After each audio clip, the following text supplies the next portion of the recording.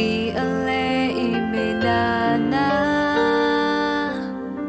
ita tamo so mi the nana ba ko ye dile to play to put my ye melanda stre he is a good ita tinya taku te helena hita na blue photo don't lie oh boy oh ah